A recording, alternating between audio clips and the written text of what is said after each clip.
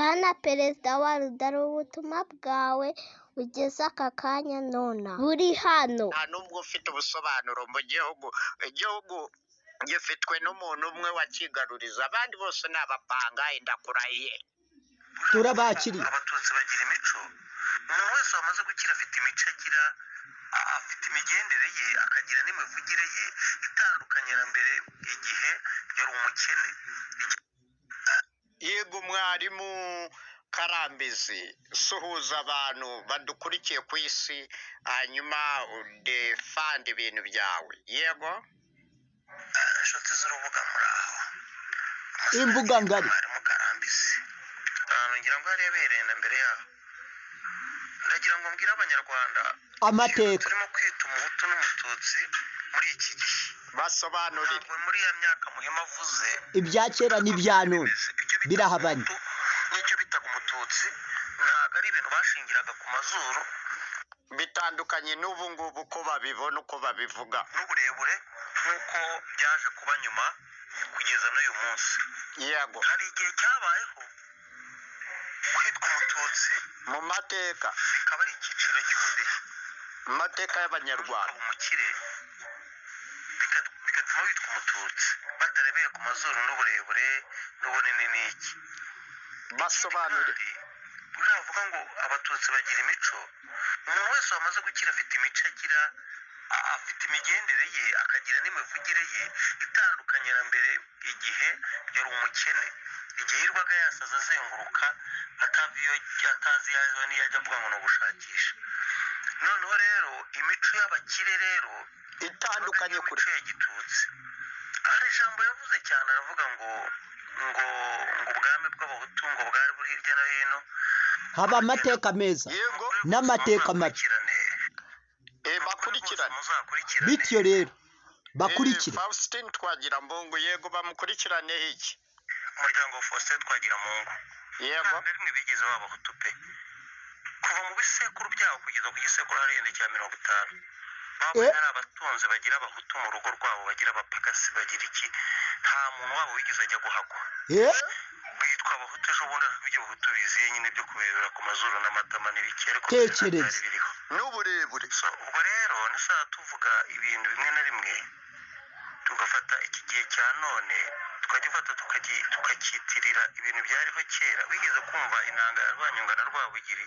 Yego hari aho Rwabugiri yavuze ngo nuramuka wishe umushe n'umushikazi yego uzaba umwami, ngewe nzaba umututsi. Byari Yego. kuvuga ko umwami Nu- icyo gihe ni yabaga umutegetsi. w'abanyarwanda bose, ariko kuba umututsi ko ari ukuba umukire. umukire. N'uyu munsi kandi umuntu avuye ku buperezida kenshi ntabwo aba ari umukene, n'undi aba ari umukire. Wenda ashobora no kudakira cyane ariko aba afite ubuzima bufatika burenze ubwo yari arimo kera mbere y'uko aba perezida. aba Ibintu umutunzi. byumvikana.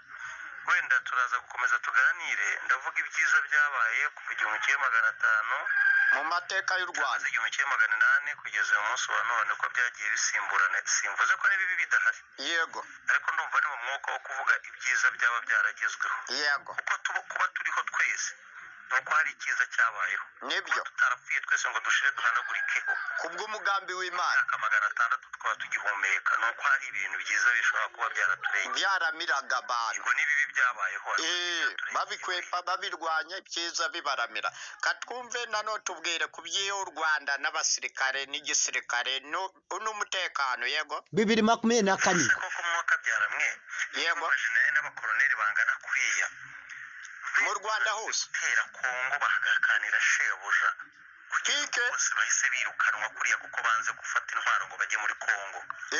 Murashaka kumbwira ngo murabona u Rwanda nta kintu kigenda gihinduka, mwebwe ibintu bikajya mbere? Birahinduka birihuta. N'irindi tsinda riri bureme bwa nyuma yaho rishobora kutazamukundira.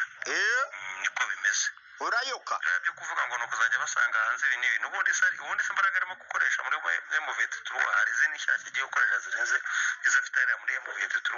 Urashona neza. Hari abagiye igisirikare cy'u Rwanda icyo gikunda yagiye bishyira bagacira mu gaciro. Yego Bakumva hari ibintu biba bidasobanutse bidafututse, nicyo cyatumye bemera bose barirukanwa, kandi kuko babonye ko birukanwe kweri. Yego komeza usobanure noneho igisirikare n'ubuzima bazabamo n'ibintu uko bihagaze ubu bimeze bite? Mu mizi.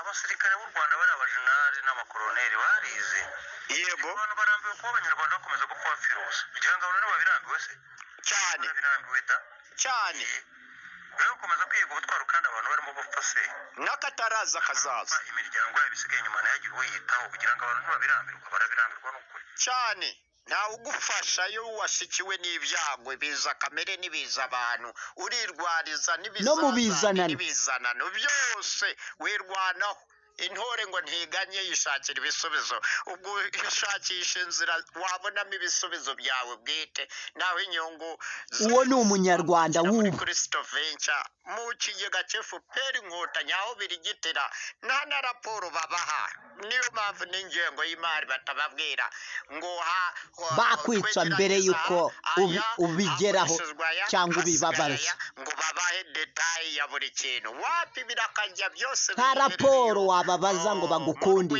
kwa pike gusa yigize manager abandi bose nta n'umwe ufite ijambo nta n'umwe ufite ubusobanuro mu gihugu bambuwe ijambo batswe ijambo bimwe ijambo uravuga ngo abatutsi bagira imico umuntu wese wamaze gukira afite imico agira afite imigendere ye akagira n'imivugire ye itandukanye na mbere igihe yari umukene